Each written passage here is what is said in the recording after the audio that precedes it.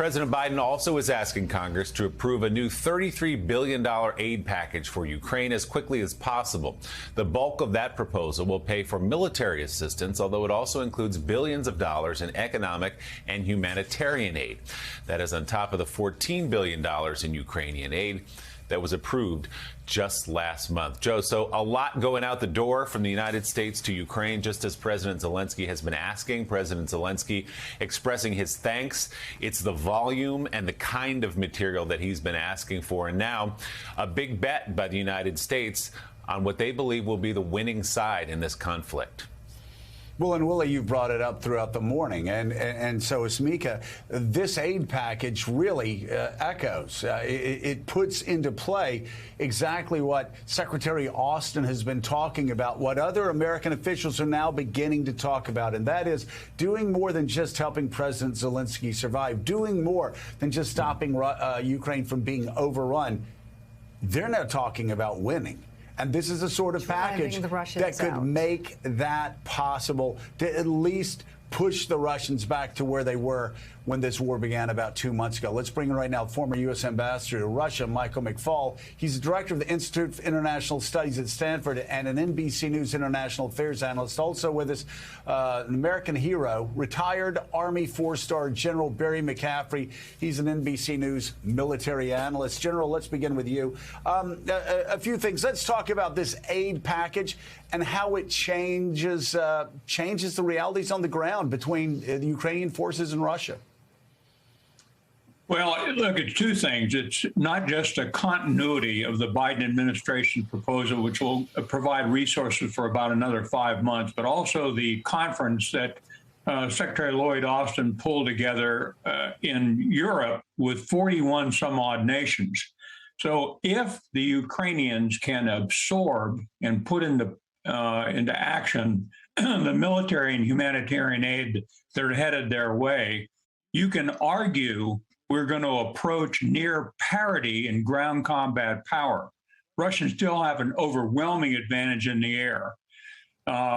Given Ukrainian leadership and courage and the tenacity with which they've opened this battle, this is good news and desperate situation for the Russians, combined with these severe economic sanctions. So I think we're moving in the right direction.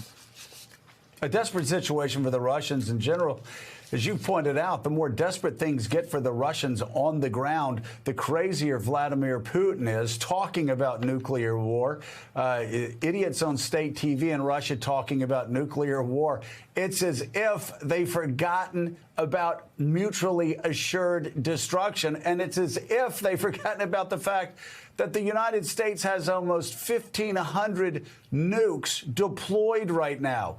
Are they really going to kill a couple 100,000 Ukrainians and begin a world war that would end up killing, well, everybody? Everybody, not just the Ukrainians, but Russians, Americans, everybody. Well, it's incredibly chilling listening to these conversations on Russian state TV, but it's also buttressed by the public statements of the Foreign Minister Lavrov and Putin himself.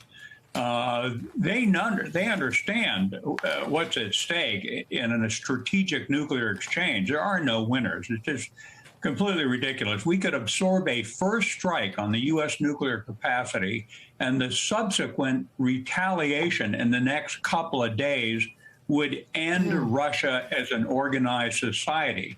Why is he talking this way? So you have to assume it's a bluff, but it's so irresponsible and destabilizing, not just the United States, but the other two NATO nuclear powers, France and the United Kingdom. I think Mr. Putin is desperate. He sees his options as limited. In the long run, he's going to lose this conflict. So, General, let's talk about it. He's moved towards as we move towards the conflict and the end, whenever that may be. And Putin, he just can't keep up with American firepower. He can't keep up with NATO firepower. It's just not possible. I'm sure he'll be talking more and more about nukes. So if he wants to talk about nukes, I guess we have to talk about nukes. What happens if Russia launches a tactical nuclear weapon into Ukraine, what happens if 100,000 Ukrainians are killed by a Russian nuclear weapon? What is the response of NATO? What is the response of the United States?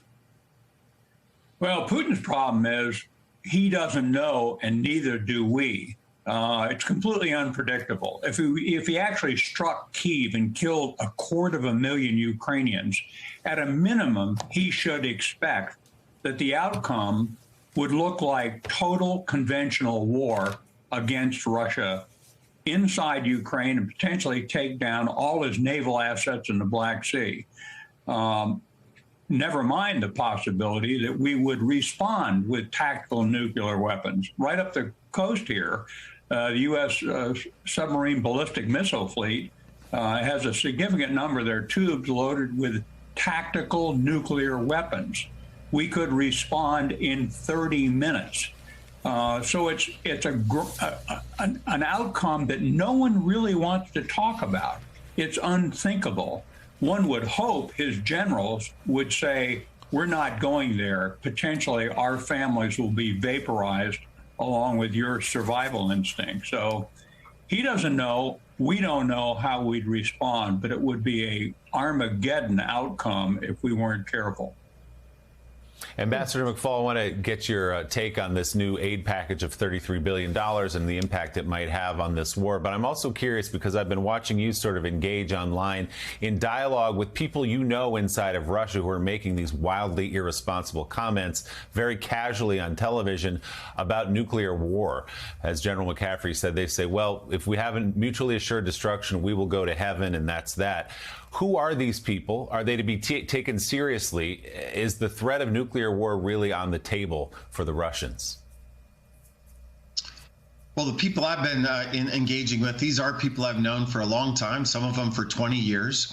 They're Putin's propagandists. They're there. They're paid by the Russian state to say these things. And every night they seem like they're increasingly unhinged. It means that they're losing the war, right? As you were just discussing with General McCaffrey, you don't say these things when you're winning. You say these things when you're losing. And I think it's very irresponsible because they're scaring Russian people about a nuclear war. Remember, they're talking to the Russian electorate. They're talking to Russian citizens on those TV shows. My own view is that we should disaggregate some of these threats. With respect to strategic nuclear weapons, I think that is a very, very low probability event. At the beginning of the war, Putin said some things about putting his weapons on alert, but we know now that he didn't do anything. We know from senior Pentagon officials they didn't change the alert.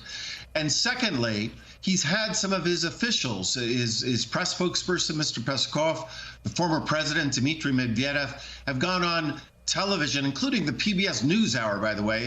So that's a message to us to say they will use those weapons if their country's threatened existentially. The good news is we're not threatening Russia. So I don't think that's a real outcome. I think it's not. What I do worry about is what you were just discussing about a tactical nuclear weapon.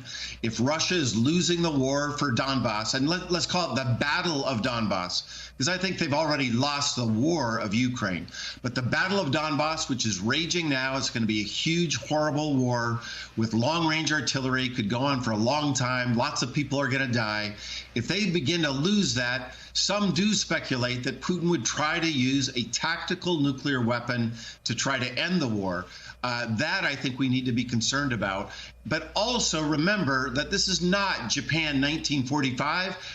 Ukraine does not feel like they're losing this war. They think that they are just in this war. And I think to assume that the reaction of a tactical nuclear weapon in Ukraine would be just like it was in Japan in 1945 is incorrect. That's a false analogy. I think the Ukrainians would fight even further should Putin strike with a tactical nuclear weapon.